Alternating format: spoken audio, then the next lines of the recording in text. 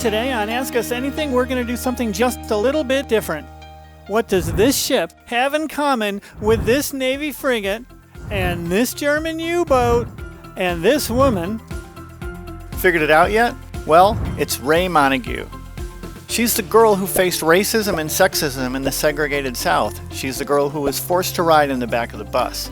She's the girl who was told she would never be an engineer because she was a woman. She's a girl who was denied entry to a college engineering program because she was black. She's the woman who proved everyone wrong. She's the black woman who became an internationally registered professional engineer. She created the first computer-generated ship design, the Oliver Hazard Perry class frigate. The war hero our ship is named after. She's the woman who shattered the glass ceiling at the Navy when she became the first female program manager of ships. She's the woman who briefed the Joint Chiefs of Staff every month. She's the woman who taught at the United States Naval Academy in Annapolis, Maryland. She's the woman who earned the civilian equivalent of the rank of captain. She's the black woman who we named the OHPRI STEAM program after. Let's take a deeper look into her story. Raye was born in Little Rock, Arkansas on January 21st, 1935. She grew up in Arkansas in the racially fraught 1950s, during a time when Rosa Parks refused to give up her seat on a bus to a white man in Montgomery, Alabama, and the governor of Arkansas called up the National Guard to bar 9 black students from an all-white Little Rock Central High School. In 1942, during World War II, 7-year-old Raye Montague had the opportunity to view a traveling exhibit of a German U-boat that had been captured off the coast of South Carolina. She was immediately excited. Let me go up the little ladder and down the hatch, and I looked at all the dials and the mechanisms and looked through the periscope, and I said, wow, what do you have to know to do this? His response?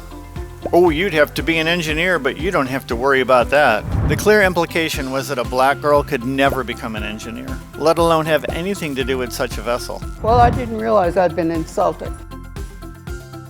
So I went home and I told my mother, and she said, Raye, you'll have 3 strikes against you. You're female, you're black, at that time the terminology was Negro, and you have a Southern segregated school education. Raye Montague graduated from Merrill High School in Pine Bluff, Arkansas in 1952. Raye had hoped to study engineering at the University of Arkansas in Fayetteville, but at that time, the school did not award engineering degrees to African American students. So Montague graduated in 1956 with a degree in business. Still determined to become an engineer, she headed to Washington and secured a job with the Navy as a clerk. Even though I had a college degree, they started me at the bottom of the ladder as a clerk typist, GS3. She worked her way up. For some reason, all of the engineers called in sick. And since I'm the first person on the computer, I went out and mounted my little tape, and I stood there and I waited, and nobody came out to operate for me. And I walked over to the console, and slowly but surely I started to flip switches and do type-ins, and the tapes took off. And I kept working, and they went back and told my boss. And he came out and he said, Raye, I didn't know you knew how to operate the computer. I said, I don't. He said, well, what are you doing? I said, I know how to do enough to get my job done. He said, fine, from now on, this is your job. Becoming a digital computer systems operator and a computer systems analyst at the old David Taylor Model Basin, now the Navy Surface Warfare Center in Maryland. I worked with guys who had graduated from Yale and Harvard with engineering degrees, and people who had worked on the Manhattan Project developing the atom bomb. In the 1970s, during the height of the Vietnam War, Montague's supervisor gave her 6 months to create the first successful computer program for ship design. A daunting task. The department had been trying unsuccessfully to accomplish this for years. She quickly realized she would need to completely tear down and rewrite the computer code, which would require working day and night. Word of the program reached the president, Richard Nixon, who asked to see the plans for a computer-designed warship quickly. President Nixon was in office, and it normally takes 2 years to do a rough draft of a ship. He gave the Navy 2 months instead of 2 years.